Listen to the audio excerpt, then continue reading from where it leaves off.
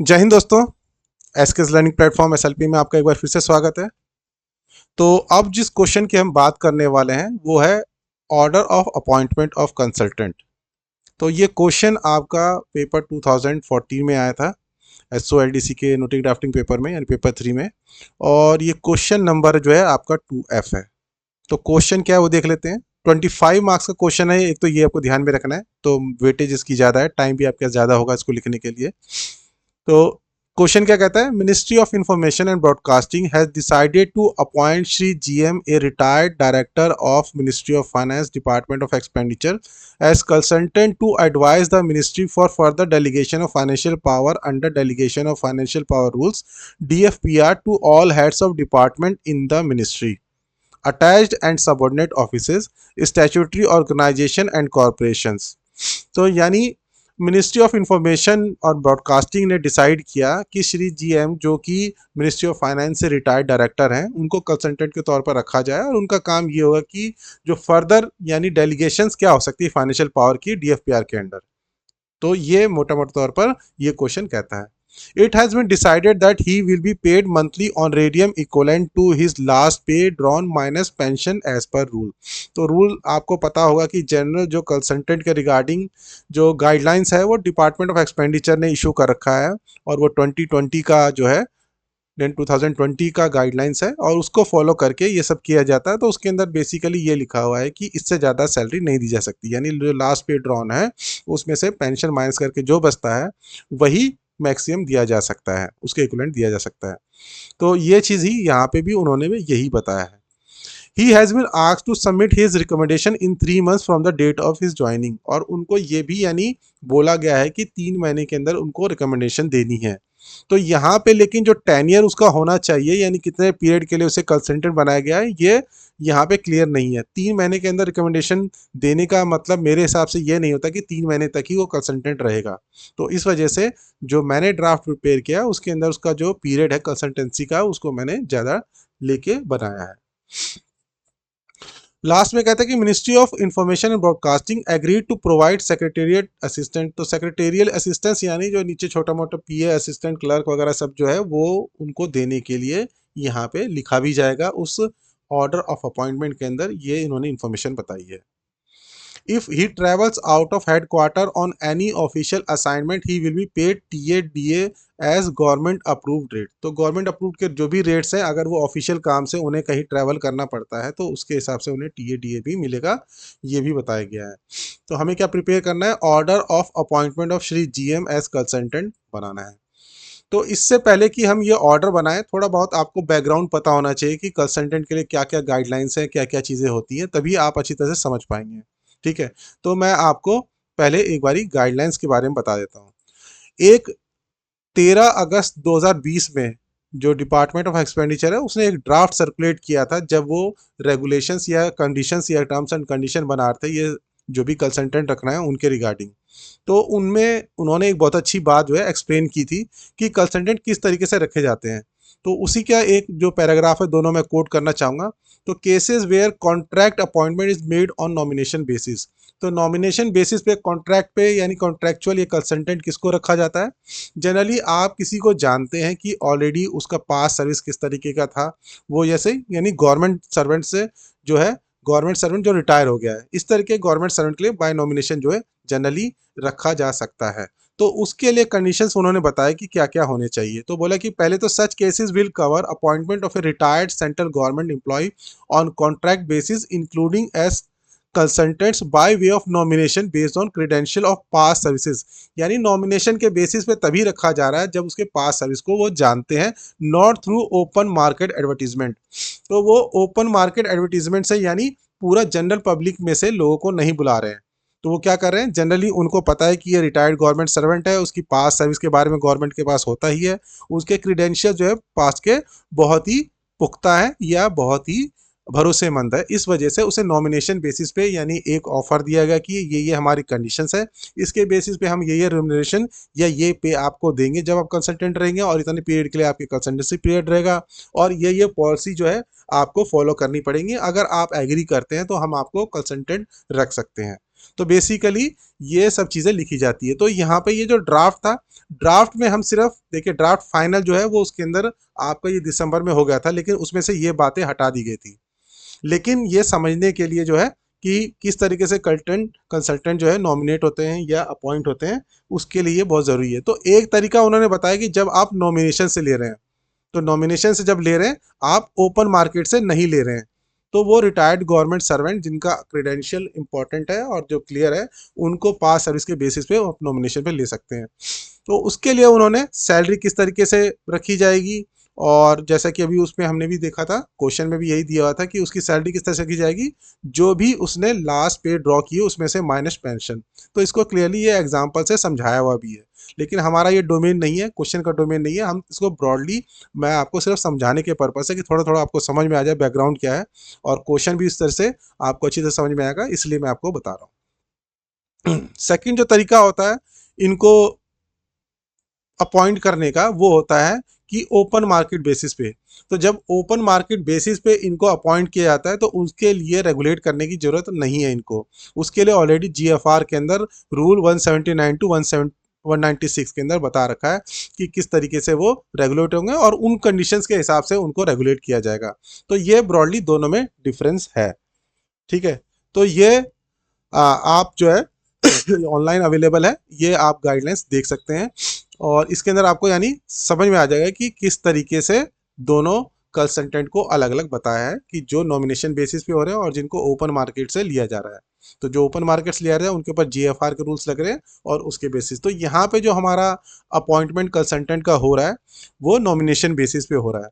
तो nomination basis के लिए जो डिपार्टमेंट ऑफ एक्सपेंडिचर ने गाइडलाइंस बना रखी है, ये आपका 9 दिसंबर 2020 का है। तो इसको ब्रॉडली हम देख लेते हैं कि क्या क्या बातें बता रहा है ये। तो इसके अंदर कंडीशंस क्या क्या अप्लीकेबल होनी है उसके बारे में बताया गया है। तो रेम्यूनरेशन जैसे कि बताया गया है कि जो लास्ट पे ड्रॉन होगी माइनस जो उसका पेंशन होगा, ठीक है, उसके इक्विवेलेंट उसको पे दी जा सकती है। तो यहाँ पे एग्जांपल से समझाया हुआ भी है कि अगर कोई पे लेवल 13 में 1,55,900 ड्रॉ कर रहा था तो उसका बेसिक पेंशन इसका हाफ इतना बनेगा। ठीक है, तो जो भी लास्ट पे ड्रॉन था उसमें से आपने पेंशन माइनस कर दिया, तो जो बाकी बचा उतना रिम्यूनरेशन उसको फिक्स्ड अमाउंट दे दिया जा सकता है। ये यहाँ पे समझा भी रखा और ये बता रखा कि ये कंडीशन भी है, और उसको कोई एनुअल इंक्रीमेंट या परसेंटेज इंक्रीज नहीं दिया था उस पीरियड में। जो भी कॉन्ट्रैक्ट का ये कॉन्ट्रेक्चुअल पीरियड होता है कंसल्टेंट के तौर पर, उसमें कोई नहीं मिलता इंक्रीमेंट। तो ये सारी बातें यहाँ पे बता, अलाउंसेस के बारे में बता रखा है, एचआरए नहीं मिलेगा। ट्रांसपोर्ट अलाउंस बता रखा है कि कितना दे सकते हैं, तो ट्रांसपोर्ट अलाउंस मिलता है जो भी लास्ट उसको मिल रहा था रिटायरमेंट से पहले, वो यहाँ पे बता रखा है कि उतना ट्रांसपोर्ट अलाउंस उसको मिल सकता है। और लीव ऑफ एब्सेंस उसको कितना लीव मिलेगा, तो हर महीने के लिए उसको 1.5 दिन, हर महीने के लिए 1.5 दिन की, जो एक कंप्लीटेड मंथ के लिए 1.5 दिन के लीव उसे पेड दे दिया सकता है। तो ये सब बातें जो है इसके अंदर ऑलरेडी इस रूल के अंदर या इस गाइडलाइंस के अंदर बताई हुई हैं। तो ये बताने का पर्पज़ ये है कि जब हम ऑर्डर ऑफ अपॉइंटमेंट बनाते हैं तो इनसे वो गवर्न होता है। ठीक है, इसलिए इसका मेंशन हम करेंगे, तो इसलिए आपको थोड़ा बहुत पता होना चाहिए कि ये गाइडलाइंस बेसिकली है क्या, टर्म ऑफ अपॉइंटमेंट में क्या क्या लिखना है, और कॉन्फिडेंशियलिटी के बारे में। तो ये सब चीज़ें जो है हम अपने गाइडलाइंस के अंदर इसका मेंशन कर रही हैं, इसलिए आपको इसके बारे में पता होना चाहिए। तो बेसिकली आपको समझ में ये आ गया कि डिपार्टमेंट ऑफ एक्सपेंडिचर ने ऑलरेडी कुछ गाइडलाइंस बना रखी हैं, जिसके अंदर लीव किस तरीके से मेंटेन होगा, या अपॉइंटमेंट होगा तो उसके टर्म्स क्या होंगे, और क्या उसके अंदर एचआरए ये सब मिलना ही नहीं मिलना। तो ये सब ऑलरेडी बेसिक जो है गाइडलाइंस बनी हुई है। ठीक है, तो ये आपकी गाइडलाइंस है। एक दूसरी बात और है कि इस क्वेश्चन के अंदर जब हम किसी को अपॉइंटमेंट दे रहे हैं तो डायरेक्ट तो ऐसे तो नहीं है कि उससे पहले उसको कोई ऑफर नहीं देंगे। देखिए, अपॉइंटमेंट एज कंसल्टेंट का एक कॉन्ट्रैक्ट है, और कॉन्ट्रैक्ट लॉ ये कहता है कि जभी आपका कॉन्ट्रैक्ट किसी के साथ होता है जब आप किसी को ऑफर देते हैं और वो ऑफर सामने वाला पर्सन जो है एक्सेप्ट कर लेता है। ठीक है, तो कंसल्टेंसी एक तरीके का कॉन्ट्रैक्ट होता है दो जो पर्सन है उनके बीच में। ठीक है, तो इसलिए यहाँ पे एक ऑफर जो है गवर्नमेंट की तरफ से जो भी कंसल्टेंट रखा जा रहा है उसको होना जरूरी है, उसको देना जरूरी है। तो इन जनरल जो लोग इस मैटर को डील कर रहे हैं उनको पता होगा कि एक ऑफर लेटर दिया जाता है। तो ये ऑफर लेटर का एक जो है फॉर्मेट है, जो एक सैंपल है मैं आपको दिखा रहा हूँ। तो इस तरीके का ऑफर लेटर जो है जीएम को, यानी जो मिस्टर जीएम है, श्री जीएम रिटायर्ड डायरेक्टर, उनको भी दिया जाना चाहिए था गवर्नमेंट के द्वारा। तो दिया गया होगा, लेकिन बैकग्राउंड यहाँ पे तो क्वेश्चन के अंदर पूरा बताया नहीं जाता। तो इस तरीके का ऑफर लेटर जो उनको मिला होगा, जिसको एक्सेप्ट करने के बाद ही उनका ऑर्डर ऑफ अपॉइंटमेंट इशू हो रहा होगा। क्योंकि किसी का भी ऑर्डर ऑफ अपॉइंटमेंट बिना उसकी रजामंदी के, क्योंकि ये कॉन्ट्रैक्ट है, हो नहीं सकता। तो एक ऑफर होना जरूरी है, ऑफर करना गवर्नमेंट के द्वारा जरूरी है, और वहां से एक्सेप्टेंस होना जरूरी है। जब ये दोनों चीजें होंगी तभी उनको अपॉइंटमेंट ऑर्डर दिया जा सकता है। तो ऑफर लेटर में बेसिकली हम यही मेंशन करते हैं कि कितना वो पीरियड होगा, यानी बता रहे हैं, जैसे आपने जनरल भी देखा होगा कि ऑफर लेटर में क्या होता है कि बताया जाता है कि ये आपका पीरियड रहेगा, इतनी आपको सैलरी मिलेगी, और ये जो टैक्स वगैरह है आपका कट जाएगा, अदर अलाउंसेस जो होंगे उसके अंदर नहीं मिलेंगे आपको, लीव सैलरी के लिए वही जो डिपार्टमेंट ऑफ एक्सपेंडिचर का गाइडलाइंस है कि 1.5 दिन की सैलरी पूरे कंप्लीटेड मंथ्स के लिए मिल सकती है, वो सब होगा। कॉन्फिडेंशियलिटी के अंदर की जो भी बातें उसके नॉलेज में होगी वो बाहर कहीं किसी को बताएगा नहीं, और जो वो काम करेगा वो गवर्नमेंट डिपार्टमेंट या उस मिनिस्ट्री का उसके अंदर से होगा या राइट होगा। वो पर्सन ये नहीं कह सकता कि कंसल्टेंट के तौर पर से जो काम किया उसके अंदर उसका कॉपीराइट है या कुछ तरह का इंटेलेक्चुअल प्रॉपर्टी राइट है।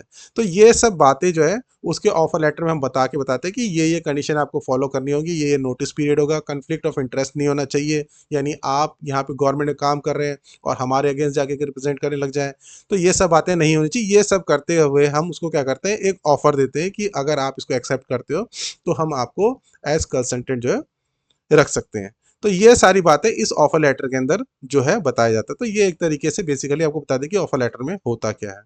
अब हम अपने क्वेश्चन पे आ जाते हैं। तो इसमें हमें क्या बताना है, एक ऑर्डर ऑफ अपॉइंटमेंट बनाना है श्री जीएम का। तो इसको देख लेते हैं। तो मैंने जैसे कि बताया कि अब एक तो ऑर्डर बनेगा तो फॉर्मेट तो वही होता है कि फाइल नंबर आ जाएगा आपका, और ये काम जो होता है वो एडमिन का होता है जनरली। तो एडमिन यहाँ पे आप कुछ भी जो भी डील कर रहा है वो हो सकता है। तो मैं यहाँ पे मैंने एडमिन 1 मान लिया कि ये डील कर रहा है। ये जो आप बना रहे हैं ये मिनिस्ट्री ऑफ इंफॉर्मेशन ब्रॉडकास्टिंग के अंदर काम करते हुए बना रहे हैं। तो मिनिस्ट्री ऑफ ब्रॉडकास्टिंग के अंदर जो है कोई नीचे डिपार्टमेंट नहीं है, तो इसलिए आप सिर्फ मिनिस्ट्री का नाम लिखेंगे और एडमिनिस्ट्रेटिव जो है एडमिनिस्ट्रेशन डिवीजन लिखेंगे। और ये जो ministry of information and broadcasting है ये शास्त्री भवन में है, तो यहाँ पे उसका भवन का नाम आ गया, डेट आ गया। ऑर्डर सब्जेक्ट क्या है, appointment of Shri GM retired director from department of expenditure ministry of finance, short में लिख दिया, as consultant in ministry of information and broadcasting regarding. ठीक है।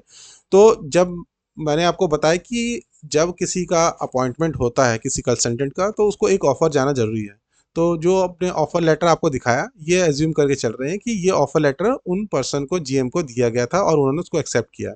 उसके बाद हम ये जो है ऑर्डर ऑफ अपॉइंटमेंट इशू कर रहे हैं। तो इसके अंदर वही लिखेंगे, in continuation of this ministry's offer letter of even number dated 4 October 2023 offer हुआ and acceptance of the same by Shri GM retired director department of expenditure ministry of finance vide his letter dated 5 October 2023। तो ये जो दोनों बातें हैं, offer भी और साथ में उसका एक्सेप्टेंस भी, दोनों ही जरूरी है अपॉइंटमेंट का ऑर्डर बनाने से पहले। क्योंकि आप जब तक कोई अपनी विलिंगनेस नहीं देगा, एक्सेप्टेंस नहीं देगा किसी ऑफर के लिए, तब तक आपका जो है वो ऑर्डर ऑफ अपॉइंटमेंट हो नहीं सकता। तो इसलिए दोनों कंडीशन जब फुलफिल हो जाएंगे तभी कॉन्ट्रैक्ट दोनों के बीच में होगा, और इसीलिए तभी जो है ऑर्डर बनेगा। तो जब आप मेंशन कर रहे हैं ऑफर लेटर की, तो आपको एक्सेप्टेंस भी मेंशन करना ही पड़ेगा। तो दोनों को मेंशन करने के बाद आप बताएंगे कि sanction of the competent authority is hereby accorded to the appointment of Shri GM as consultant in ministry of information and broadcasting for a period of 1 year. तो जैसे मैंने बताया था कि मैंने पीरियड को 3 महीने नहीं लिया है, क्योंकि उसको 3 महीने के अंदर रिकमेंडेशन देनी, इसका मतलब मुझे यह नहीं लगता कि सिर्फ 3 महीने के लिए उसको रखा जा रहा है, क्योंकि 3 महीने में वो एक्सटेंड भी हो सकती है कि रिकमेंडेशन 3 महीने के अंदर बताया गया है उसको देना है, लेकिन क्या वो 3 महीने में दे पाता है, ये भी इंपॉर्टेंट बात है। तो इसलिए मैं ये अज्यूम करके चल रहा हूँ कि उसको 1 साल के लिए रखा जा रहा है। ठीक है। या आप हम यहाँ पे ये भी कर सकते थे कि for a period of 1 year और till the submission of recommendation on the matter, जो भी ये मैटर उसने लिखा था उसके बारे में आप ये भी लिख सकते हैं, विच एवर इज अर्लीस्ट। तो ये आप ये काम कर सकते हैं, for a period of 1 year with effect from so and so, और for till submission of recommendation by mister जो भी जीएम है या श्री जीएम है रिगार्डिंग जो further delegation of financial power है डीएफपीआर के अंदर। ठीक है, ये बात आप यहाँ पे लिख सकते हैं, whichever is earlier at a fix remuneration of rupees. तो यहाँ पे आप लिख देंगे कि कितनी उसको सैलरी मिलनी है, रिम्यूनरेशन मिलना है, तो वो यहाँ पे लिखेंगे रुपीज जो भी है। और ये क्या था, ये आपका, ये बात लिखना है कि हिज लास्ट पे ड्रॉन माइनस पेंशन, ये हमने यहाँ पे लिया प्लस डीए। तो डीए जो है उसके अलावा मिलता है, और डीए कितना हो सकता है, एज पर जो डिपार्टमेंट ऑफ एक्सपेंडिचर गाइडलाइंस है, उसका टीए जो है ट्रांसपोर्ट अलाउंस, लास्ट उसने जो भी as a government service servant अपना लिया था उतना मैक्सिमम हो सकता है, उससे ज़्यादा नहीं हो सकता। तो ये सब चीज़ें जो है यहाँ पे लिखी जानी चाहिए। तो ब्लैंक छोड़ दीजिए, आपको जरूरी नहीं कि आप पैसे लिखें वहाँ पे, ब्लैंक छोड़ दीजिए। और ये, लेकिन ये ब्रैकेट में इसलिए मेंशन कर दिए कि हमने इस हिसाब से लिखना है यहाँ पे, इस लास्ट पे ड्रॉन माइनस पेंशन।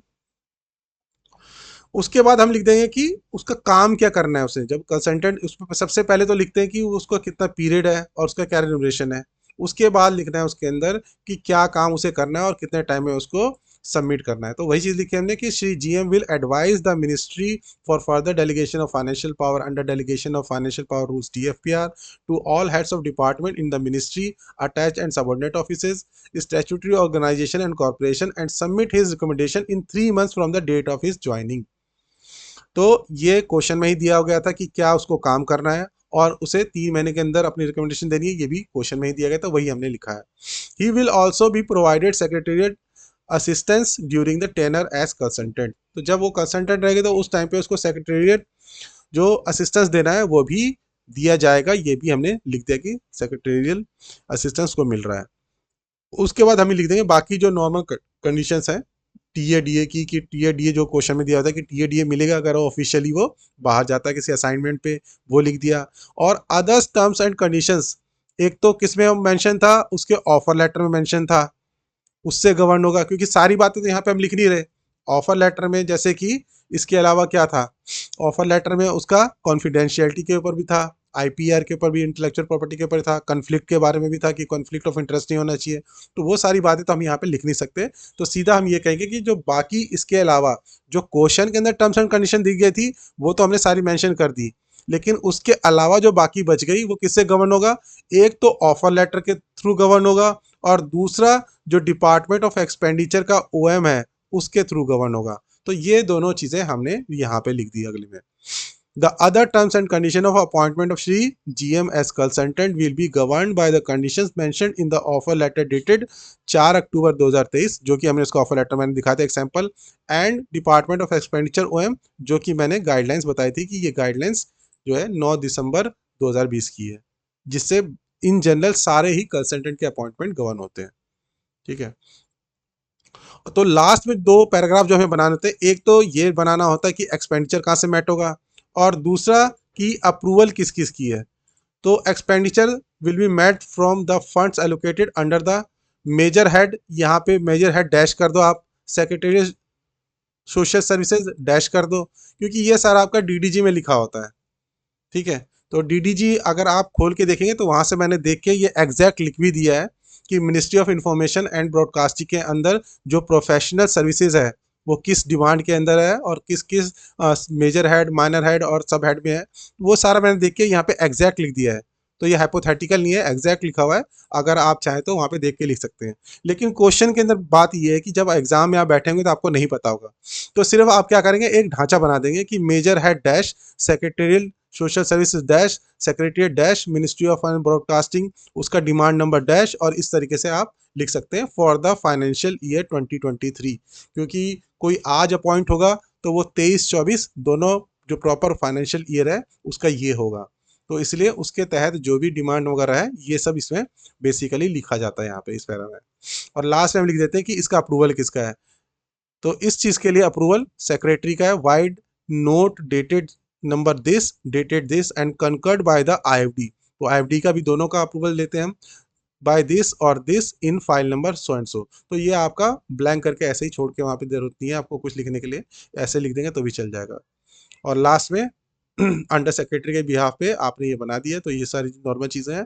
और नीचे कर देंगे आप कॉपी टू, क्योंकि ऑर्डर है तो ऑर्डर में नीचे कॉपी टू आता है, और जिस जिसके रिलेवेंट्स ये कंसर्न पर्सन है उनको हम मार्क कर देते हैं। तो सबसे पहले जो जीएम है जिनको कंसल्टेंट के तौर पे रखा जा रहा है उनको मार्क कर देंगे। एड्रेस का मतलब यहाँ पे जो भी उनका एड्रेस ऑफिशियल रिकॉर्ड में होगा वो लिख देंगे आप। अगर मान लो रिटायर हो चुके हैं ऑलरेडी, उनको टाइम हो गया, तो आप ऑफिस में तो भेजेंगे नहीं, तो वहाँ पे उनके घर का एड्रेस डालना पड़ेगा। और अगर अभी ऑफिस में है वो, अगर किसी भी तरीके से आपको पता है, तो वो एड्रेस आ जाएगा। तो जो भी एड्रेस होगा उसको आप यहाँ पे मेंशन कर देंगे। फिर पे एंड अकाउंट्स, कैश ब्रांच और ऑफिस ऑफ जो सेक्रेटरी, जॉइंट सेक्रेटरी एडमिन है, इनको इन्फॉर्मेशन के लिए इनको भेज सकते हैं। तो बाकी ये तो मैंने कुछ बेसिक चीज़ें जो लोग हैं उन्हीं को भेजा है, सबका नहीं लिखा है। तो बाकी और भी लोगों का आ सकता है, एक आधा आप कोई और लिखना चाहे तो लिख भी सकते हैं, लेकिन मैंने जितना रिक्वायर्ड है, जो असेंशियल है, उतना तो लिखना ही पड़ेगा। ये तो दो आपके मेन है, ये जिनको लिखना पड़ता है।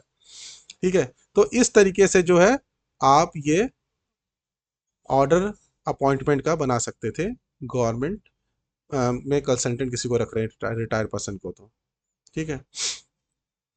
तो ये हमारा क्वेश्चन था। होपफुली आपको अच्छा लगा होगा ये क्वेश्चन और समझ में आ गया होगा कि किस तरीके से बनाना होता है। तो अब देख लेते हैं कि एक बार इसका ब्रीफ देख लेते हैं। आप ब्रीफ में समझ लीजिए, दोबारा से बता देता हूँ एक बारी।